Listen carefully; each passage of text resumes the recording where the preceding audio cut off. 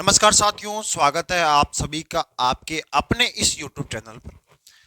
आज हम पढ़ने जा रहे हैं कि हमने जो इससे पिछली वाली कक्षा है उसमें हमने पढ़ाया था कि ब्रह्मांड क्या होता है।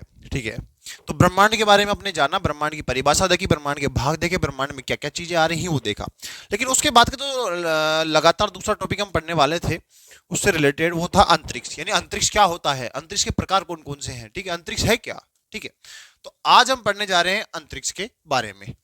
तो देखते हैं अंतरिक्ष जो हमारा टॉपिक है आज का, अंतरिक्ष।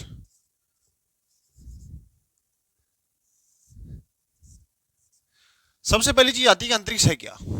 ठीक है, अपन ने पढ़ा, ब्रह्मांड पढ़ा, ब्रह्मांड के बारे में देखा, ब्रह्मांड क्या है, ब्रह्मांड में क्या क्या चीजें अवस्थित है पिछली वाली कक्षा में।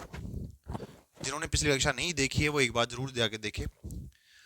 तो जब हम पढ़ रहे थे ब्रह्मांड के बारे में, उसके बाद जो अंतरिक्ष का जो टॉपिक आया है, तो अंतरिक्ष में हम जब देखते हैं कि अंतरिक्ष क्या है, ठीक है, अंतरिक्ष की परिभाषा क्या है। ठीक है, तो सबसे पहले हम देखते हैं सीधी भाषा में कि जो हम अपने चारों तरफ देखते हैं तो विभिन्न खगोलीय पिंड हैं। ठीक है, यानी विभिन्न जो ग्रह हैं, उपग्रह हैं, तारे हैं, आकाश गंगाएं हैं। ठीक है, तो हम देखते हैं कि जो ग्रह की जगह तो ग्रह स्थित है, उपग्रह की जगह उपग्रह स्थित है, उल्का पिंड की जगह उपग्रह उल्का पिंड अवस्थित है, तारे की जगह तारा अवस्थित है, आकाश गंगाएं अवस्थित है। लेकिन इनके बीच में है जो खाली क्षेत्र दिखता है अपने को। ठीक है, जैसे अपना जो निकटतम जो ग्रह है वो, जैसे इधर तो मंगल है और एक साइड क्या है, शुक्र है। ठीक है, इन दोनों के बीच में भी तो खाली जगह है। अपना जो ग्रह है और अपना उपग्रह है, प्राकृतिक उपग्रह है, तो पृथ्वी और चंद्रमा के बीच में भी जो खाली क्षेत्र है, खाली क्षेत्र को कहा जाता है निर्वात। ठीक है, जो बढ़िया अच्छी भाषा में देखते हैं अपन तो निर्वात कहा जाता है। ठीक है, तो इन दोनों के बीच में, इन सभी के बीच में आपस में खाली क्षेत्र है। ठीक है, तो ये खाली क्षेत्र क्या कहलाता है। ठीक है, तो इन पिंडों के बीच में जो खाली क्षेत्र पाया जाता है, जहां निर्वात की स्थिति, निर्वात यानी खाली क्षेत्र की स्थिति पाई जाती है, तो इस निर्वात की स्थिति को क्या कहा जाता है, अंतरिक्ष कहा जाता है। ठीक है, परिभाषा में देखें तो दो खगोलीय पिंडों के मध्य उपस्थित निर्वात के क्षेत्र को अंतरिक्ष कहा जाता है। निर्वात यानी दो पिंडों के मध्य, दो खगोलीय पिंडों के मध्य खाली क्षेत्र को अंतरिक्ष कहा जाता है। ठीक है, अब जैसे जैसे समयानुसार वैज्ञानिकों द्वारा अपना अपना जो प्रयोग और शोध किए गए, उनके बाद ये पता चला है कि जो ये निर्वात है ये पूर्णतः निर्वात नहीं है, यानी पूर्णतः खाली नहीं है। इसमें क्या अवस्थित है, तो उन्होंने बताया कि इसमें हाइड्रोजन, हीलियम जैसे जो तत्व हैं वो प्लाज्मा दशा में पाए जाते हैं। ठीक है, यानी जो निर्वात की स्थिति है उसमें हाइड्रोजन, हीलियम जैसे जो है वो प्लाज्मा दशा में पाए जाते हैं। ठीक है, ये हो गया क्लियर। अब देखते हैं कैसे।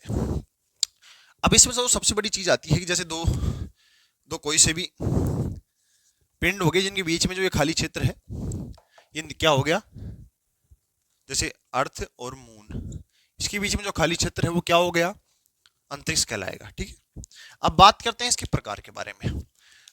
तो हम देखते हैं कि जो इसको बांटा गया है कई प्रकारों में, उन प्रकारों में से हम 5 प्रकार पढ़ते हैं, यानी इसको 5 प्रकारों में बांटा गया है और उनके बारे में हम पढ़ने वाले हैं। दूसरी चीज, एक और चीज है यहाँ कि जो ब्रह्मांड का अध्ययन पढ़ रहे थे अपन, तो ब्रह्मांड के अध्ययन में देखा कि ब्रह्मांड के कई पिंड हैं, खगोलीय पिंड हैं। तो क्या होता है कि जो ब्रह्मांड के जो सभी पिंड है ना वो किस में आ गए, अंतरिक्ष में आ गए। ठीक है, यानी जो सब क्षेत्र है, ये चारों तरफ का क्षेत्र जब अंतरिक्ष का हो गया, ठीक है, भाई इधर भी कोई ग्रह होगा, इधर उपग्रह होगा, तो ये खाली क्षेत्र है बीच का। ठीक है, तो ये जब सारा क्षेत्र अंतरिक्ष को कहला गया, ठीक है, तो क्या हुआ कि जो सभी पिंड है ना वो किस में अवस्थित है, अंतरिक्ष में ही है। ठीक है, समझ में आई। यानी कोई चादर ली है आपने, आप कह रहे हैं कि जो सब कुछ अवस्थित है, अंतरिक्ष में अवस्थित है, वो ब्रह्मांड में अवस्थित है। ठीक है, यानी सबसे बड़ी इकाई कह दी अपने ब्रह्मांड। एक चादर ले ली, ठीक है, और उस सब पूरा वो जो क्षेत्र रहा उसको ब्रह्मांड कह दिया अपन ने। उस चादर के अंदर क्या हुआ, अपन ने 8-10 गेंदे रख ली, ठीक है, और उन गेंदों को सजा दिया उस पे, है ना। ठीक है, अब उन दोनों गेंदों के बीच का जो क्षेत्र रहा उसे अपन ने अंतरिक्ष बता दिया चादर में। ठीक है, तो हर जैसे मान लीजिए चादर रही, ये चादर थी, ठीक है, इसमें सब ग्रह स्थित हैं, इनके जो बीच का क्षेत्र है उसे क्या कहा गया, इसको अंतरिक्ष कहा जाए। विभिन्न पिंड है, सूर्य है, सब चीजें हैं इनमें आ गई। ठीक है, तो ये बीच के क्षेत्र को क्या कहा अपन ने, अंतरिक्ष कह दिया। ठीक है, तो आप देखेंगे जब ये पूरी चादर का जो क्षेत्र है वो अंतरिक्ष कहलाया जाएगा, यानी इसका मतलब ये हो गया जो ये खगोलीय पिंड है, ब्रह्मांड के जो पिंड है, ये पिंड है, ग्रह उपग्रह हैं, वो किस में अवस्थित हो गए, इस अंतरिक्ष नुमा चादर पे। ठीक है, तो इसका मतलब ये होगा कि ब्रह्मांड के जो पिंडों का अध्ययन है वो अंतरिक्ष में किया जाता है, यानी ब्रह्मांड के पिंड है जो अंतरिक्ष में है। इसका मतलब क्या हो गया, तो ब्रह्मांड का जो अध्ययन होगा, ब्रह्मांड संबंधी अध्ययन होगा, वो अध्ययन किस में किया जाएगा, अंतरिक्ष विज्ञान में किया जाएगा, स्पेस साइंस में किया जाएगा। ठीक है, समझ गए आप, स्पेस साइंस, स्पेस साइंस, अंतरिक्ष विज्ञान।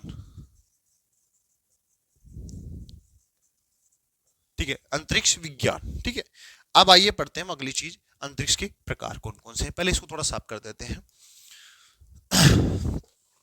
तो हम देखते हैं, तो सबसे पहला प्रकार आता है अंतरिक्ष का, वो कौन सा है, सबसे पहला जो प्रकार है अंतरिक्ष का वो है, अंतरिक्ष क्या पढ़ रहे हैं अपन, प्रकार पढ़ रहे हैं। तो जो सबसे पहला प्रकार है वो कौन सा है, तो सबसे पहला प्रकार है वो है, कौन सा है, 5 प्रकार हैं इसके। पहला है पार्थिव, पार्थिव अंतरिक्ष। ठीक है, दूसरा प्रकार है वो कौन सा है,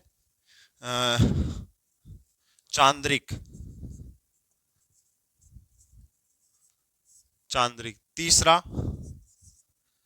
अंतर्ग्रहीय। ठीक है, चौथा अंतरतारक। अब इनके बारे में डिटेल से जानेंगे अपन। पांचवा अंतर्निहारिका।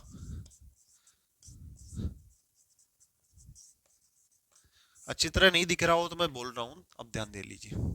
ठीक है, ये तो क्या हो गए, अंतरिक्ष के प्रकार हो गए।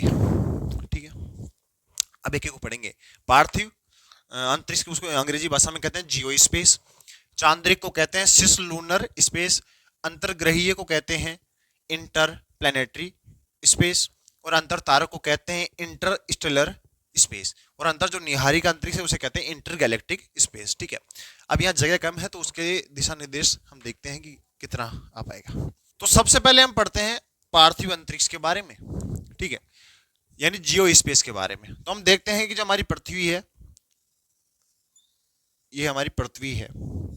ठीक है, पार्थिव अंतरिक्ष, पृथ्वी अंतरिक्ष। ठीक है, तो हमारी पृथ्वी है, तो ये हमारी पृथ्वी है और इसका ये वायुमंडल है चारों तरफ का, ये इसका वायुमंडल है। ठीक है, ये क्या है, इसका वायुमंडल। ठीक है, अब इसकी एक परिभाषा आती है कि पृथ्वी तथा उसके चारों तरफ का जो वायुमंडल है उसे पार्थिव अंतरिक्ष कहते हैं। ठीक है, तो हमने पढ़ लिया कि जो पृथ्वी तथा उसका जो चारों तरफ का वायुमंडल है उसे पार्थिव अंतरिक्ष कहते हैं, जियो स्पेस कहते हैं। ठीक है, अब बात आती है कि वायुमंडल कितना, वायुमंडल भी काफी दूर तक है, तो वायुमंडल कितना होता है, जो वायुमंडल की जो सीमा है वो है 100 किलोमीटर। ठीक है, यानी पृथ्वी की जो वायुमंडल की 100 किलोमीटर तक की ऊंचाई को क्या कहा जाता है, पार्थिव अंतरिक्ष कहा जाता है। यानी ये पृथ्वी तथा इसका जो 100 किलोमीटर ऊंचाई तक का जो अंतरिक्ष है या वायुमंडल है, यानी पृथ्वी तथा उसके ऊंचाई का जो 100 किलोमीटर की ऊंचाई है वहां तक का जो वायुमंडल है उसे क्या कहेंगे, पार्थिव अंतरिक्ष कहेंगे। ठीक है, एक चीज क्लियर होगी, पार्थिव अंतरिक्ष, जियो स्पेस। अब अगला आता है चांद्रिक अंतरिक्ष। ठीक है, ठीक है, हम पढ़ते हैं चांद्रिक अंतरिक्ष क्या होता है। ठीक है, तो हम देखते हैं कि पृथ्वी है, उसका जो प्राकृतिक उपग्रह है वो क्या है, चंद्रमा है, मून है। ठीक है, तो वो कहाँ अवस्थित है, पृथ्वी के सबसे निकटतम बिंदु पर। ठीक है, थोड़ा बनाने में,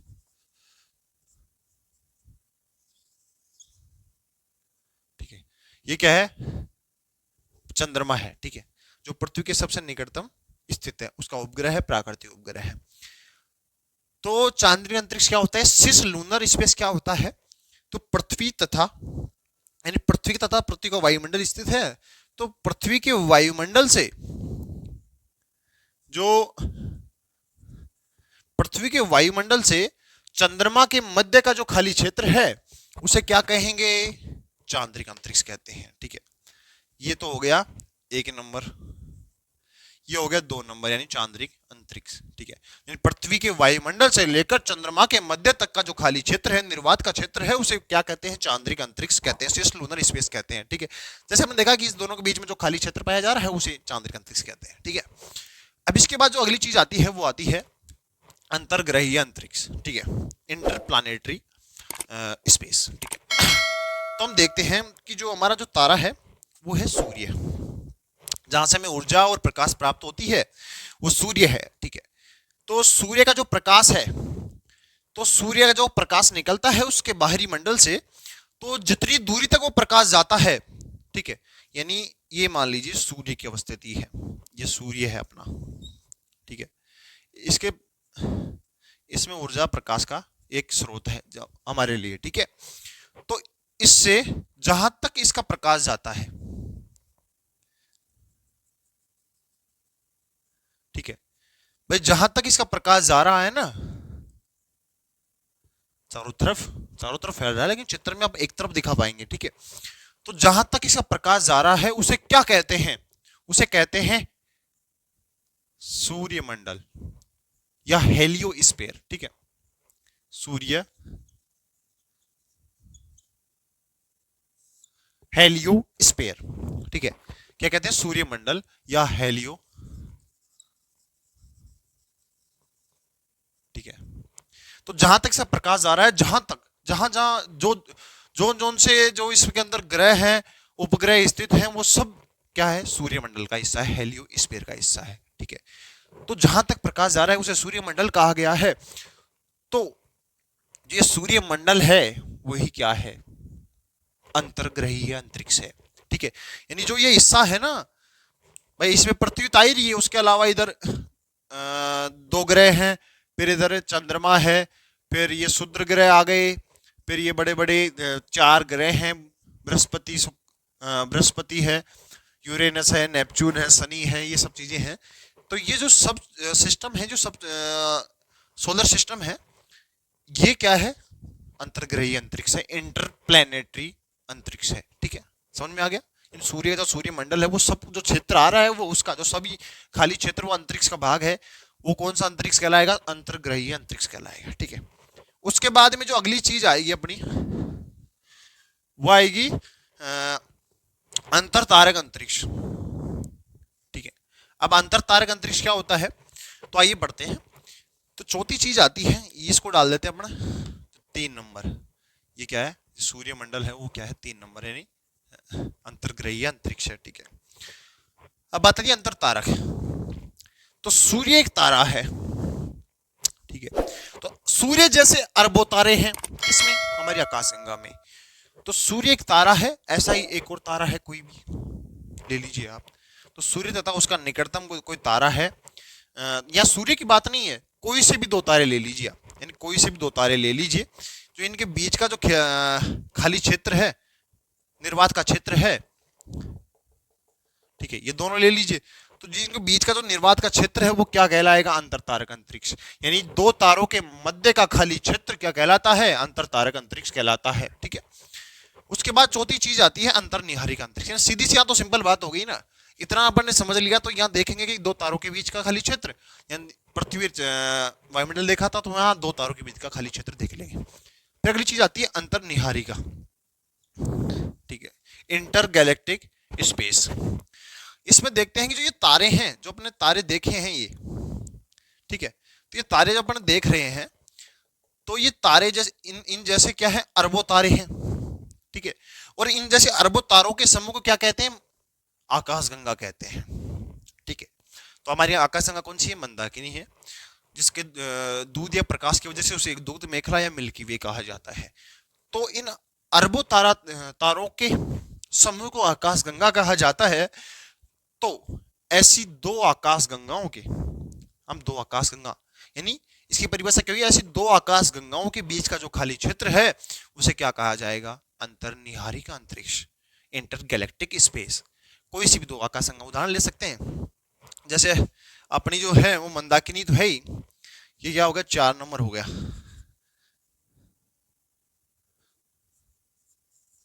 ठीक है, अपनी जो मंदाकिनी तो है ही, ये मंदाकिनी तो है ही।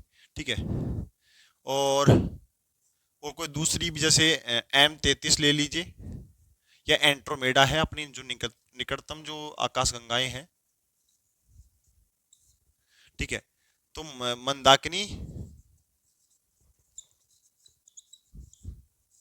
ठीक है, तो मंदाकिनी तथा उसके पास की कोई उदाहरण के लिए देख रहे हैं तो उसके बीच का जो खाली क्षेत्र होगा, ठीक है, तो इसे क्या कहेंगे, इसे कहेंगे अंतर्निहारिका अंतरिक्ष। 5 नंबर। ठीक है, समझ में आया? यानी दो आकाश गंगा, कोई सी भी दो आकाश गंगाओं के मध्य का जो खाली क्षेत्र होता है उसे क्या कहा जाता है, अंतर निहारिका अंतरिक्ष कहा जाता है। ठीक है, तो ये चीज होगी अंतरिक्ष के बारे में। ठीक है, तो इसके बाद में कौन सा पढ़ेंगे, महाविस्फोट सिद्धांत का टॉपिक पढ़ेंगे। ठीक है, तो जो वो महाविस्फोट सिद्धांत है वो इस वीडियो या इस क्लास में तो होने वाला है नहीं, उसको पढ़ेंगे अपन अगली क्लास में। ठीक है, तब तक के लिए आपका बहुत बहुत धन्यवाद है। और ये चीज़ें हैं, ये जो नॉलेज है आपको अच्छी लगी हो तो सब्सक्राइब जरूर कर ले, चैनल को लाइक जरूर करें, और इसमें कमेंट्स में अपना जो क्वेरी है, क्वेश्चन है, उनके बारे में जरूर मेंशन करें, और इसको वीडियो को शेयर करें ताकि किसी और आपके सगे संबंधी को भी इस चीज़ों का, इस नॉलेज के बारे में पता चल सके। मिलते हैं आपसे नए ऊर्जावान वीडियो के साथ। धन्यवाद, फिर मिलते हैं अगले वीडियो में।